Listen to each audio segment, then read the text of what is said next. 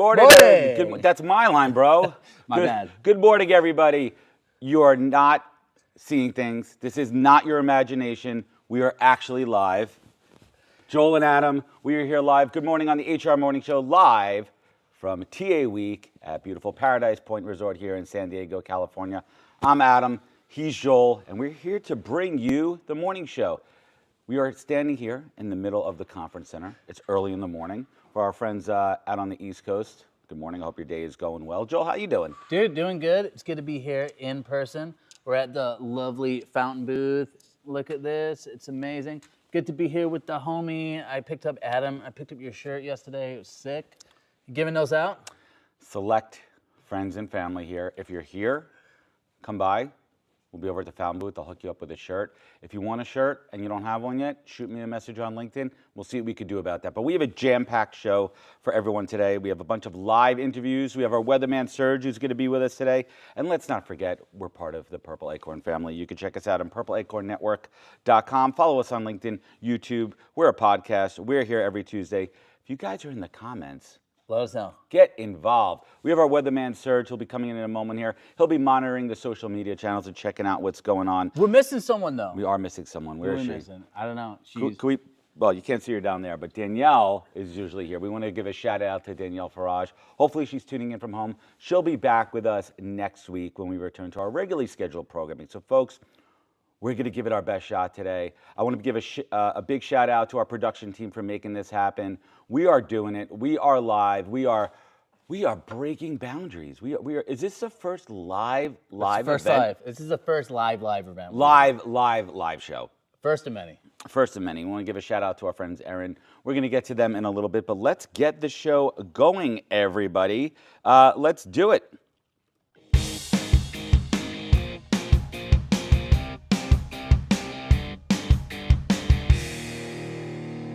Cool. What time is it, Joel? Time for the headlines. It's time for headlines. Let's get to headlines.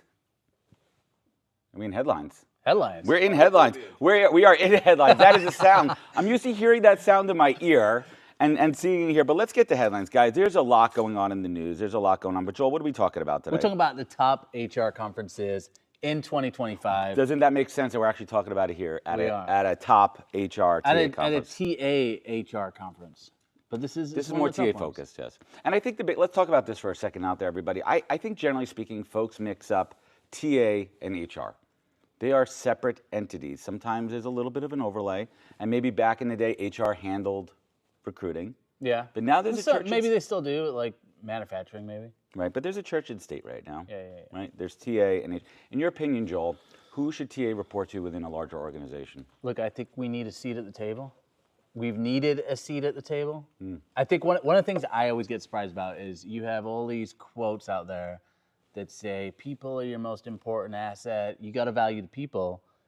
And TA, we're the people that get the people. So I think we need to be involved in the executive level, driving the strategy. I think if you don't have a good strategy nowadays, you don't know how to break through the noise.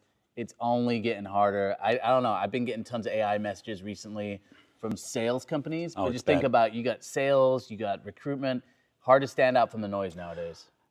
I truly believe that recruiting should fall under marketing. Okay. I think they work hand in hand together. I think that a true, well-oiled talent machine works well with marketing.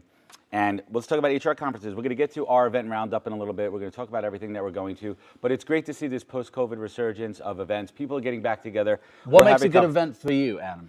It sounds cliche to say the people, but it really is a level of energy, right? It really is about, is there a good vibe? Is there a good atmosphere? Is there a good coffee? Is there a consistent amount of coffee and water at all times? It sounds cliche again to say stay hydrated, but that's really the thing at these conferences. It's about curation. It's about having speakers and panelists that are at every single show and doing the circuit. It's about variety. It's about diversity and mixing it up. And I think that's really the key. Diversity of mindset, diversity of voices, and just keeping things fresh there. What about you? Look, I think, like you said, it's the energy, it's people, it's making a connection. I think having the balance between getting like that large feel with a lot of people, but still having those intimate connections is huge. So kind of brings me to my next question. What advice do you have for people trying to get the most out of this conference, any conference. And really step outside your comfort zone and don't just talk to the same people that you talk to at every conference. Try to politely find your way and interject into different conversations, different circles. If you don't know somebody and you see somebody you know talking to them, ask for an introduction. Most people are friendly. Our weatherman's not friendly. I'm kidding around. Our weatherman is actually very friendly.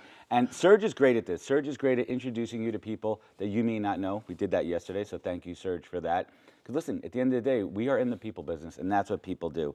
Let's get to the event roundup. Before we do that, let's hit what's going on tonight. Last night. Last night. Last night. Yeah. Let's get to last night. Let's see what happened last night.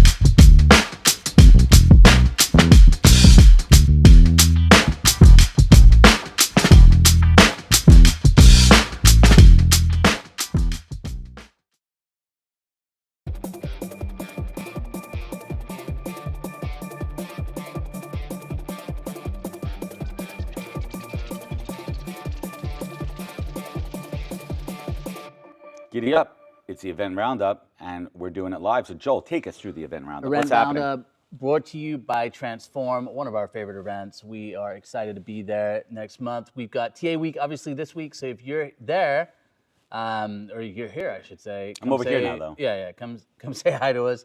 And then we got Transform. That is on March 17th through 19th. Let me know in the chat, too. If you are going to events or if there's an event that we're missing, let us know. We got a lot of friends of our show that are going to be presenting and speaking, like... Who's here? We got Jamie Starner. We got Aaron Karajev, Kristen Gregg, Steve Levy, Kevin Grossman, and the man himself, Dean DeCosta. We're excited to see our friends. And we're excited to make new friends here, so please come up and see us. You can't miss us. We have red shirts, red shoes. Come over, say hello. Some of us have red shoes. Uh-oh. Look, we got the red shoes. You got something stuck. What is that, man? Is that a baggie? What is stuck on the bottom of your shirt? No, this is an employee referral. Oh, jeez. Before ERIN, okay? Well, I do have my red shoes on. They'll be a different kind of red, but I'll get my ERIN shoes back on later. They needed a break because I wear them so much that they needed a time out there. But we want to give a big shout out to our friends over at ERIN. And listen, we wouldn't be here without our friends, so give a shout out to ERIN. And guys, get involved in the comments here. Tell us what conferences you're going to. Tell us what you do best practices when you go to conferences to connect with people. And you know what time it is? It's time for a to laugh. Have a laugh. Wait a minute. If I could take this camera here and turn this camera around, you would see the incredible talent that we have tonight at Laugh Factory. We have the man himself, Mr. Ben Morrison, the stand-up likings of his comedic excellence tonight. We had Ben on the show last week. He was telling us about it. He was on tour, worldwide tour. Yeah, Ben, where were you North last American week? tour. Just talk loud. Ottawa, Montreal, Toronto with Nurse John. Nurse John has more followers than me. He's a real celebrity. But yeah, Ben's going to be with Fountain tonight. We're having an event. No problem getting back into the country. Here. No tariffs? They didn't charge you 25% of your $25 fee? No? They found none of the drugs. Oh, there we go. It's a morning show. We're keeping it light and lively over here. Again, shout out to our friends, ERIN. We're beautiful. Paradise Point Resort here in San Diego, California. And it's time for our global report. But guys, you're going to notice something a little bit different because the Smart Recruiters team is all in Madrid. They're all overseas. They got their big annual conference team, something boondoggle happening over there. So let's check out the report sent in from our friend Lynn Bailey last night.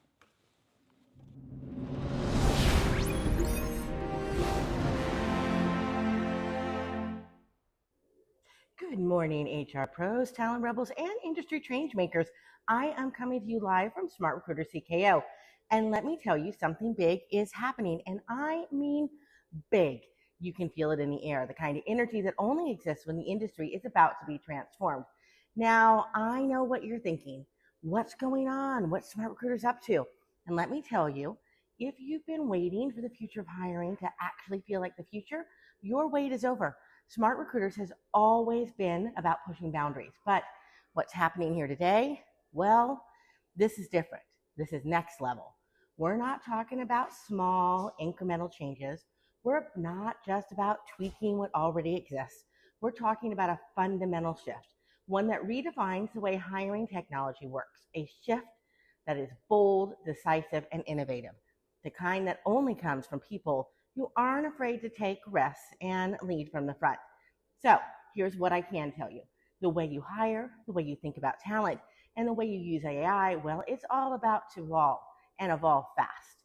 If you've been watching the hiring tech space and wondering where the real innovation is, well, you're looking at it. It's going to be all around these rooms for the next 3 days.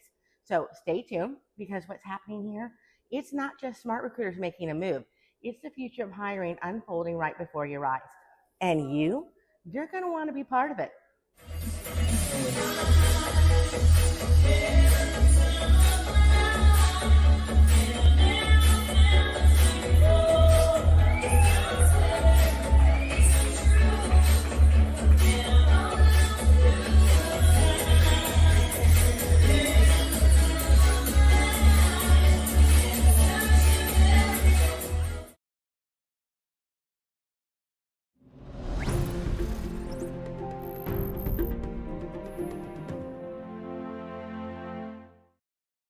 All right, guys. Again, we would not be out here in San Diego without our friends ERIN. ERIN is officially the highest rated employee referral product in the world. And this week we're going to be talking about the ERIN effect that happened on Tuesday with our good friend Evan White and Mike Staffy. That was pretty cool. You could rewatch that on Lincoln Park. LinkedIn Park. It's still very early for me, but you can check out LinkedIn Park. And Evan and Mike dove right in to the newly published white paper. And here's just a few stats. My memory is shot thanks to Evan White, but check this out. Over 1.12 million referrals, 54.5 referral to email rate, almost 30% from social shares, 10% made from text. Guys, this works. And Joel is a huge advocate. What do you say about employee referrals? Look, I say if you're not getting employee referrals, there's something wrong with your company. Like, because you got to think about it. If you're having a good time at work, you're going to tell friends. And I think particularly for industries like healthcare, manufacturing, frontline workers, where it's hard to find people, employee referrals are a game changer. And so if you're able to gamify, if you're able to create a system for employee referrals to live, you're gonna win. Now, look, also employee referrals could replace recruiters. Well, I don't think they're going to fully replace recruiters all the way, because you still need someone to manage AI the will process. replace the rest of recruiters. Listen, we're only a month and a couple days into the year, and we'll get outwardly promoted. There hasn't been a outwardly promoted. There hasn't been a single day over the weekends or in the weekdays where I haven't talked about AI. But there's also a lot of really good AI out there. There is. There's a lot of really good out there, especially for us recruiters. There's a lot of great tools. Any new tools that you've been using in the AI that have been game changers for you? Yeah, this is one called DeepSeek. It's really a game changer for me. No, I think I can't think of any one tool. Well, more a culmination. I know that I've been getting reached out to a lot about agents, so I'm looking at how to use agents to do some of the work for me. Well, agents are cool, and there's another emerging trend out there, this whole AI agent marketplace, which I think is something interesting to look at, where you're basically going out and you're hiring certain functions to be done by an AI agent. It could be sourcing, it could be screening, it could be interview setup, it could be importing and parsing resumes into databases. So it's an exciting world that we live in. That is where employee referrals can come in, because when there's such a shift towards tech, right, having that personal recommendation, having people, and if you don't have a system, you need to get a system. So shout out to ERIN. And we're just going to talk about Listen, I am a sticker junkie. Everyone knows I love stickers. Listen, you guys never see this because it's on the show. This is the back of the Paz laptop over here, and I feature some of my favorite brands, my favorite teams here. This one's going to go right over here. I want to talk about this sloth here for a moment. There's a whole bunch on the bottom too, but there's one sloth to roll. This was designed by It's sick. ERIN CEO himself, Mike Staffy, and if you could zoom in on it, I don't think you can over here. But we have the ERIN app, we have Purple Acorn, we have our friends Chad and Cheese, we have the Realist Recruiter over here, and we have, of course, the podcast. So if you're here, you're at this conference, this is the sticker to get at this conference. So ERIN, thank you so much. Everybody definitely check out ERIN app and see what's going on over there. And we have our first live guest. So what I'm going to do is I'm going to hand off Pass my the mic to my friend Zach over at Fountain. Let me just say a quick hello. Good to see you, buddy. doing, boss? You got to hear this guy.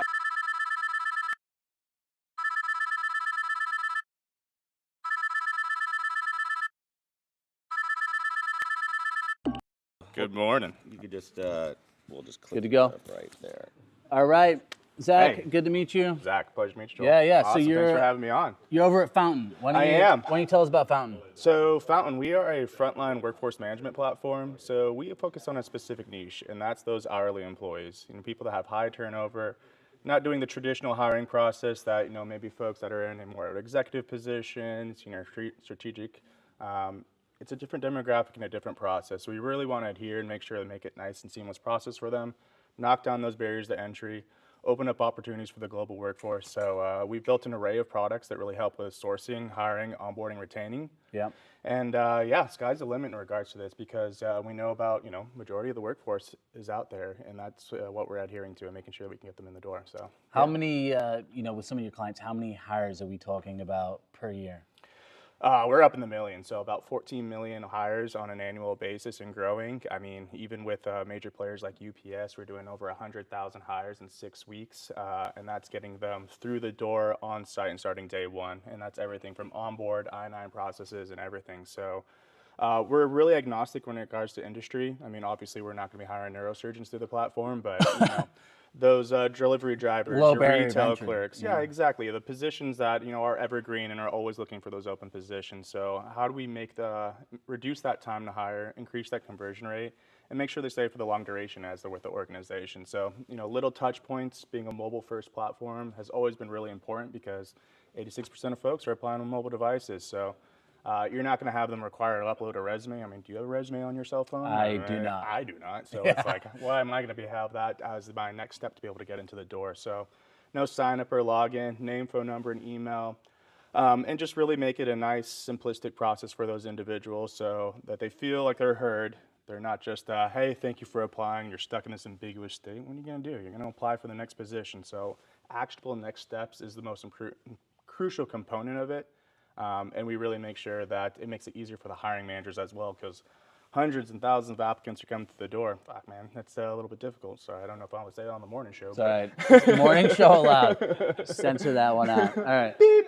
So one of the things that I hear all the time from people, candidate experience, terrible, right? And you mentioned it, you get the thank you note. I don't even think most companies do the thank you note. It's usually the black hole. You apply, you never hear anything back. 9 months later, you didn't get the job. So when you think about the ideal process, what are some of the things that you think candidates care about the most? How do you create that that feeling of, hey, even if you're getting rejected, which most candidates are going to get rejected, right, for these types of roles, how do you kind of create that feeling that, hey, this is a genuine candidate experience, we care about you? How do you create that?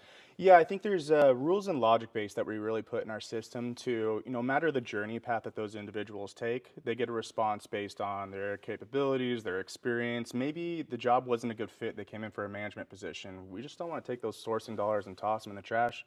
Why don't we reallocate them to a different position, knowing that they want to have that growth? So maybe a more junior position that they have open available, reallocate them to that, let them go through the process. But in the instance that maybe you've already hit a hiring goal, or you got to put a freeze on a position because the market's not opening as fast as you'd like, we use merge keys and simple little messages that actually customize it. So, hey, Joel, hey, Zach, unfortunately, sorry the position's not available at this time, but would love to be a part of Brandon.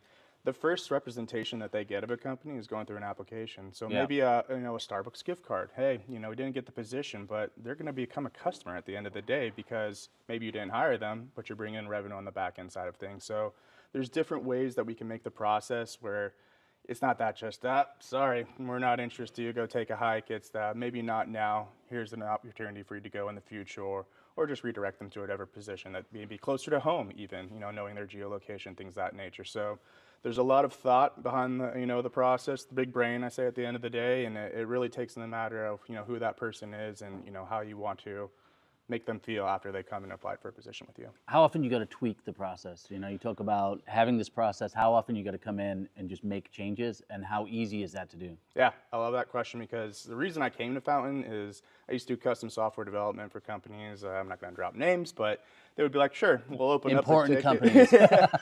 Shitty ones. We'd open up a ticket. They'd say, hey, in about 4 months, we'll get back to you, and 35K later, we'll be able to modify that little change in code for you. The dynamic fashion of Fountain is really what attracted me because it's click, not code. If I need to change up my process, I want to do some A/B testing in a certain market, very easy for me able to change up those workflows, maybe adjust the logic, maybe set up a new route to a different position. You don't have to be a technical resource to manage your platform. You're a dedicated customer success manager, and unfortunately, I'll be with you through the duration if you're one of my clients. But it's very handheld process, and we work hand in hand with folks giving you best practices and make sure that the power's in your hands, and it's not, we'll get back to you when we can get back to you. I love it, man. I love it. Well, we're here at TA Week, so what are you excited about? What do you got planned? What's Fountain up to? Well, I am still recuperating from 6 weeks in Vegas from the last conference. Or 6 days, weeks. geez. That's what happened to me. Long day at the craft table. You get into this black hole abyss. You never That know was what's the going conference on. of the year. I still got to go back for more, but yeah, just on the road. We restarted our fiscal year, so this is when we, hit the pavement. So we're opening up opportunities, continuing conversations from next year. I'm excited to be here in San Diego, hometown. So of course, a lot of folks that are getting out of the cold weather. This is probably the coldest time of the year. It's 65 degrees. Oh my God. I know. I'm freezing. But essentially, excited to be a part of this, have conversations, be involved in this type of event. And And we got hang the it with laugh you. party Dude. tonight. Can't go wrong with the Laugh Factory. So That's right. Excited about that. And yeah, no, appreciate you guys having me involved in this and love to do more. I love it, man. Cool. Well, good to meet you. You as well, Joel. Great to see Fountain right. here. Yeah, Woo. see you, Zach. See you later. And now onto the weather.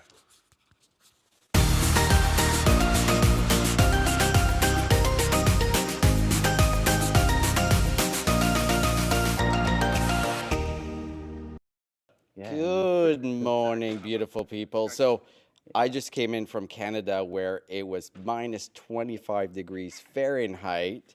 Flew in, 65 degrees Fahrenheit. I go to a nice little restaurant along the water. Everyone is wearing their winter jacket. So like if the US thinks they can take over Canada and you cannot deal with 65 degrees without wearing a jacket, you guys are screwed. I think this is going to be an issue. But anyways, I'm glad to be here at TA Week. There is a ton of TA leaders and practitioners, and I had some great conversations yesterday. And what came out of those conversations is there's two distinct labor markets out there. So there is what we call the sit down. This is from ATCAS. So there's the sit down job. So this is white collar. Then there's the stand up jobs. That varies from blue collar, nurses, anything that you're standing up, you're walking around, you're doing a lot. The stand up roles, the challenge that we have, there is just not enough candidates. When it comes to the sit down roles, there's way too many candidates. And this is a major challenge that TA is going to face for probably the next couple of years. So what do we do, right?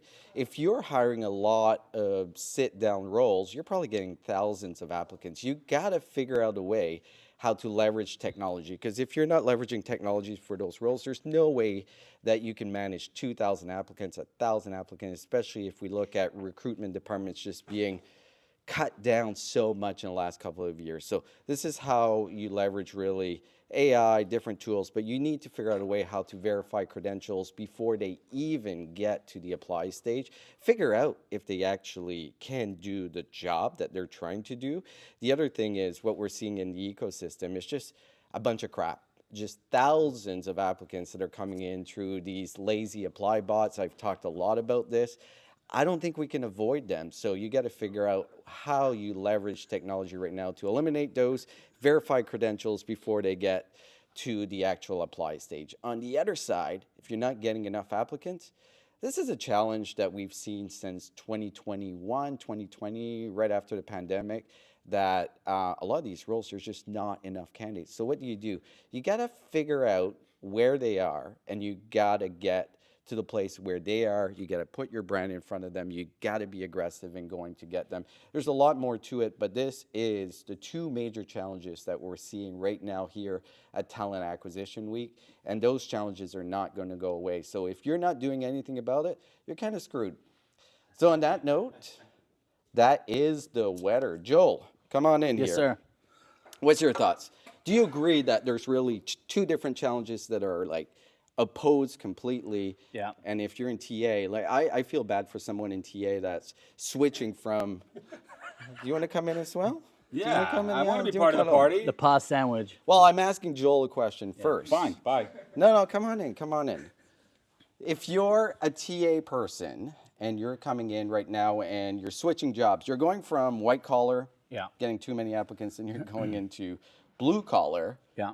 can't get enough candidates. Yeah. Like, how hard would that be? I think it's hard, but I think it points to a bigger issue, and this is, for me, it's branding in a lot of these industries. Yeah. So I think about manufacturing, healthcare. I got friends who were nurses, right? And a lot of them dropped out of the profession during COVID because they were treated really Totally. poorly. And now you're gonna have a really tough time getting people back in, especially when you don't think about flexible scheduling, making these places making these places somewhere that people actually want to go. Yeah. When you Right. commoditize a profession, that's when you lose the human element of it. And I think we saw a lot of that with the pandemic with these frontline workers. Yeah. And we need to bring that back. We really need to bring back what it's like for employee engagement and what culture really means in an organization. Otherwise, people, if they're treated like a commodity, they're going to leave like a commodity. Well, I think it goes to the point of flexibility, which you mentioned, right? Like a lot of these folks, especially nursing, they will come back. Yeah. But they have to have flexible work arrangements. And we got to figure out organizations like how do we make it work for them so we can get that talent pool. The other talent pool that we don't talk about, and there is a lot of bias against them, is the older generation that wants to come back to work. How do we re-engage those? I mean, I personally think that there's a tremendous white space opportunity here. Ageism is real, folks. And there's a lot of industries and areas that are hard to employ, whether it be accounting. There's a real gap in US-based accountants. And I think there's an opportunity for some older workers to potentially reskill. They have the aptitude, they have the ability, and to go back and learn some of these skills that are needed here. And ageism is just a terrible thing, and I talk about it a lot with my candidates too. Unfortunately, as you climb the pyramid of success in your career, there's less opportunities as you go to the top, and that's a real problem, and there's less opportunities. What do you think about ageism? Look, I think at the end of the day, some of the arguments I've heard in the past are, we want an up-and-comer, we want someone that's gonna That just means less pay. potentially someone that's gonna work for more hours. So they're assuming if the older workers maybe don't have the stamina to work as much. But all of those arguments are nonsense. And the last one They're is myths. they're not going to be able to adapt to technology, which again is nonsense because I don't know a generation that has adapted to more technology. Started their career using fax machine and mail. Now you have AI. So Right. they've gone through a lot of development. So in my mind, we bridge analog and digital, and I think when you have the ability to do that, listen, we grew up with wired, our phones were connected to the walls.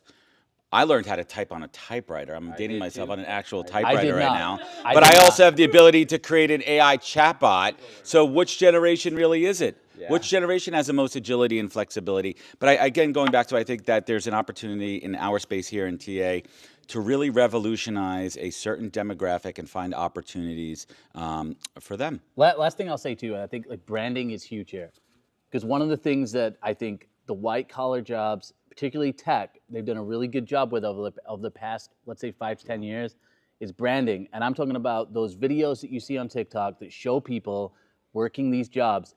They have capitalized on that. I don't see a lot of that from nursing, manufacturing. I don't see that buzz, but that's what you've got to create. You've got to get people excited about these jobs again.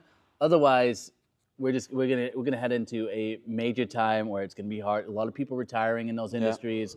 There's a gap. There's a skills gap. Well, the other challenge is we're 10 years behind when it comes to reskilling a lot of the type of roles that we need. We're challenged right now. We can have more people go in trade schools, nursing school, but we're 10, 15 years away from that. So how do we basically bridge the gap? And one of the things that even with return to office and those types of things, it's affecting women more than anyone else because How so, Serge? well, I think primary care in the household, as we like it or not, is women have a bigger role. And I'm not saying that's fair, but I think it's reality across the board. How do we make it more flexible so they can work in different areas, they can work different shifts? How do we help with childcare in general? Because we want people to have children. Possibly by not forcing people back to an office 5 days a week. Yes. Maybe Well, one. I'm going to throw a little curveball. Okay. I'm going to throw a little Curveball. I'm going to throw a little curveball there too. And everyone talks about returning to office and work from home versus return to the I don't office. talk about it. There are some people. This is crazy, spicy hot take that are actually more productive in an office. Yeah. Right. There are people that are more. CEOs No. There's people that are more productive in an office. And when you think about being promoted or competition in corporate America, you may have someone who has a working mom or dad that has a couple of kids at home. They're younger. They're not as productive at home, but when they're in the workplace, they're quiet. They can be productive, competing against someone younger, up and comer, who doesn't have those distractions at home. So it is real, and I think it is a bit polarizing to say everybody wants to work from home. Yeah. Well, I think we just have to be stand-up careful. roles- The stand-up roles, they're not working from home anyways, right? Right. But we still can offer flexibility, like different That's the shifts. key. Like I think that's the key. It's giving people that sense of, hey, I have some control here, and it's not just a set, rigid, environment. You got to give that flexibility. But Choice, flexibility, and options, that's what it's all about. We want to thank our weatherman, Serge. Thank you coming all the way from the great north, our friends, my buddy up in Calgary. And I didn't pay any tariffs coming in. All right. Let's keep the show rolling here. And wait a minute. I hear someone knocking at the door.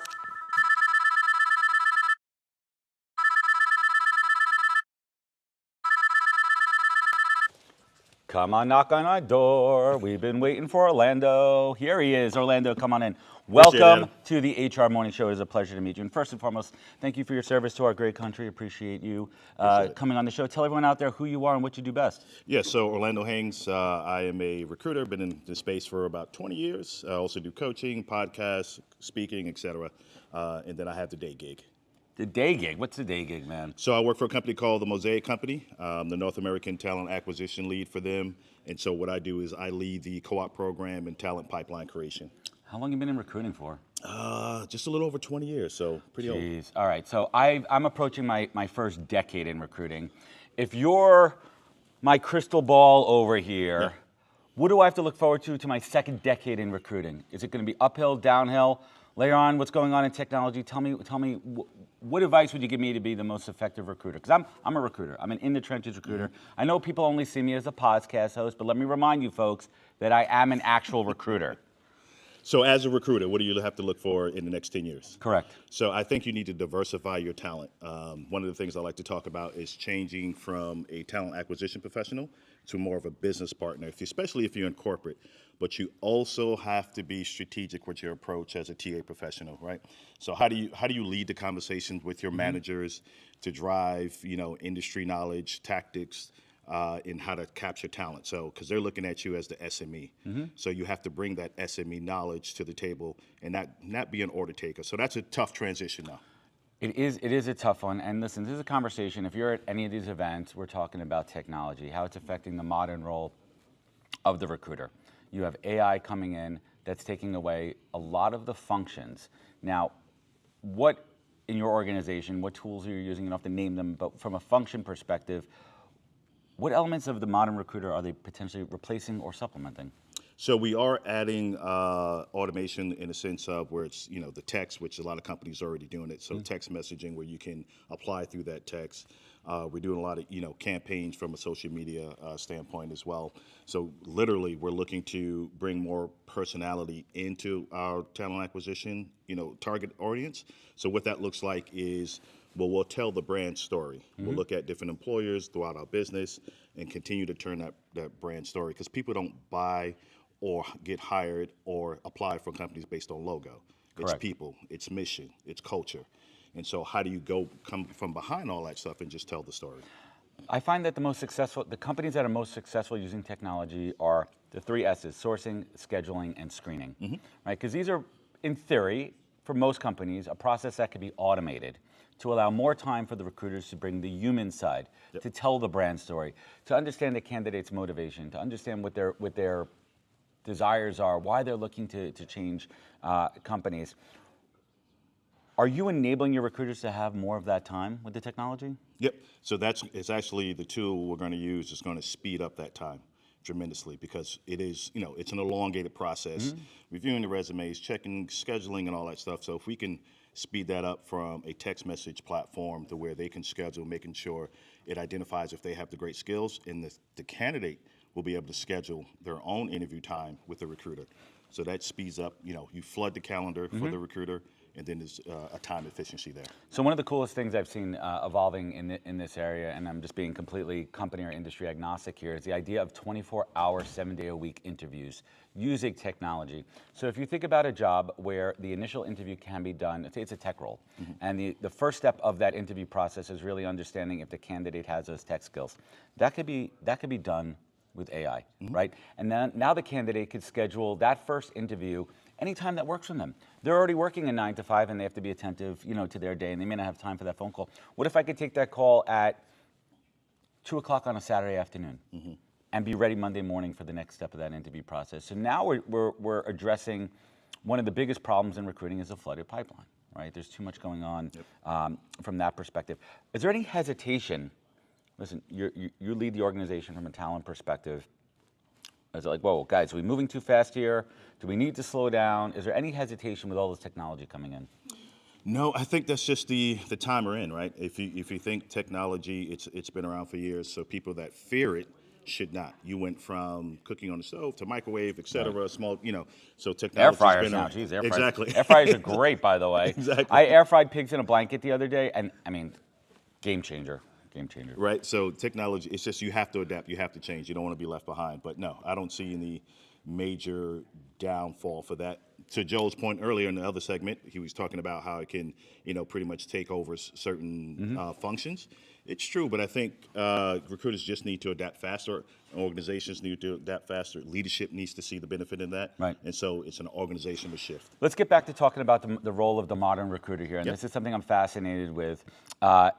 And I really think that a company, it's kind of one of my favorite roles of the last 10 years is the emergence of the HR BP, the HR business partner out there, where a recruiter or someone in HR really understands the business, the finances of it. They understand the people planning process there, and they could work directly with the hiring managers, finance, to understand what do we need for this role, what kind of budgets do we have allocated, some future planning coming up here. So if you're a recruiter out there right now, get deeper involved with the actual business.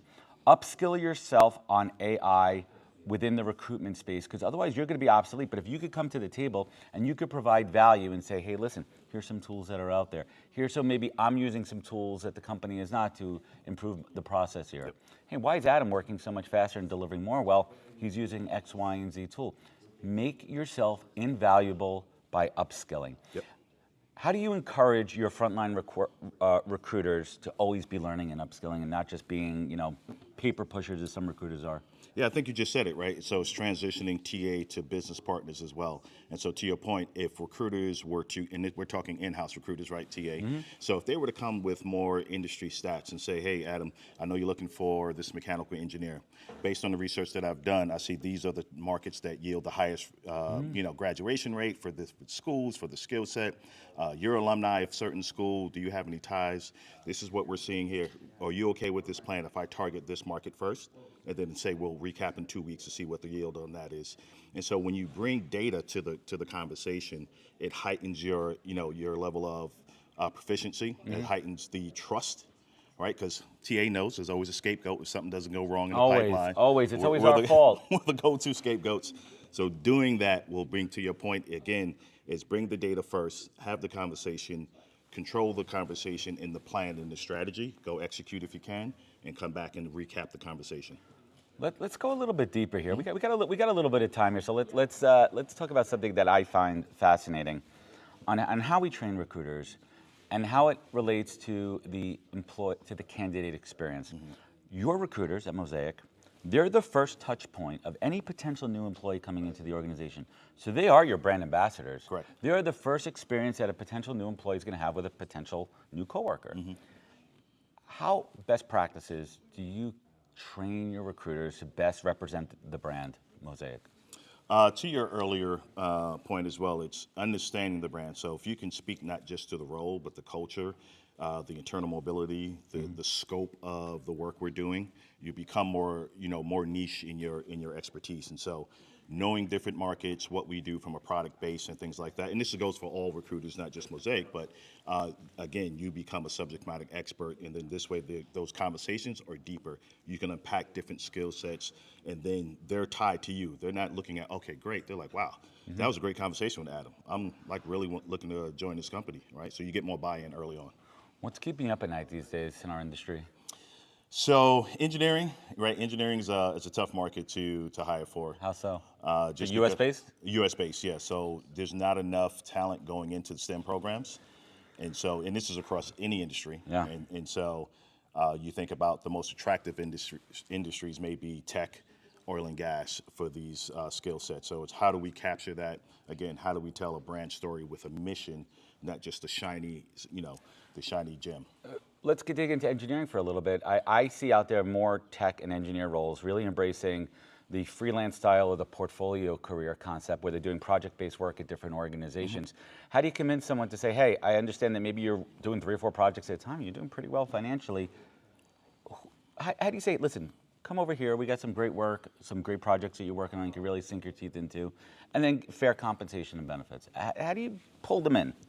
Or is that the challenge to keep you up at night? Yeah, that's the challenge, because I think one thing you're talking from a freelancer is autonomy. Right. So if they are giving up that amount of autonomy, that's going to be the deal. The value pendulum shifts. Correct. Yeah, and that's a tough one. Yeah, that's tough. A lot of these tech folks, right? A lot of these tech folks, we know them. Yeah. They are working 3 or 4 different things. They're overlapping, and now you're trying to attract talent and say, hey, come over here, come into this full-time role over here. It's challenging. Yeah, freelance from rigid, corporate is a different space. Well, awesome. Well, before we wrap it up here, what do you have on your docket for the rest of 2025 on the tour circuit, the TA tour? Yeah, so from a work perspective, from the day gig, definitely we're on the college tour looking for talent all first quarter and last quarter there. And then personally, again, through what I do personally, it's going to be more speaking, career podcast, and coaching. Awesome, good stuff. Everyone out there, where could they connect? Where could they learn more? LinkedIn. So you can go to LinkedIn, and also you can go to my website, careertalkspodcast.com. Awesome, good stuff. Appreciate it, Adam. Thank you for joining us on the show here. Appreciate you, sir. Guys, I think we've finally come to the end of the show, and I know it's a little bit shorter than usual, but we wanted to give this one a shot here. We want to give a shout out to our friends over at Fountain. Thank you for hooking it up and being great friends of the show here. Definitely check out Fountain. And a big shout out to our friends over at ERIN for making all of this possible. And what else is going on, Joel? Why don't you walk us through? Look, we got so much on the Purple Acorn Network. If you guys haven't checked out the Alder Hour streams live on Monday, we have Hire Her, which is from our friends at Talent Collective. You can check out that podcast. We got My First Job, which I'll be on later. I think I'm on it too. No, am I on it today? Later. When are we doing that? Later. I don't even know what time it is, folks. I have literally no idea. It could be 4 in the morning or 4 in the afternoon. What else do we have? And then, of course, we've got From the Desk, which is with Jada Montemarano. Look, I'm not good with names. Just kidding. But yeah, we got a ton. But guys, you're not kidding. You literally just butchered a name. Look, Jada Montemanaro. Montemanaro. Okay. None of you have said it right so far. Jada Montemanaro. Check out. What is it? Marano. Jada Montemarano. Look, we'll get there. Okay, but we love you, Jada. Purple Acorn. Acorn.io. Check Purple us Acorn. out. .com. Wherever we are. But you got to check out all the other shows that we have. We're engaged. We're always live. Remember, all these shows are live, so you never know what's going to happen. Everyone who got in the chat today, it's great to see you guys. If you are live at this event and you're in your room right now watching this, get down here. That's what everyone's doing right now. They're all in their room watching, but if you are watching and you're here, come on over to the ERIN booth, come over to the Fountain booth. Hey, come over for a podcast T-shirt. Come over, get some ERIN the boys swag. Come get some cool stuff over at Fountain. We are live. We're going to be doing this. We're going to be doing this at Transform. We're going to be doing this at HR Tech. We're going to be bringing you the HR Morning Show. But for today, that is a wrap. Check out more, and we are out. Boom.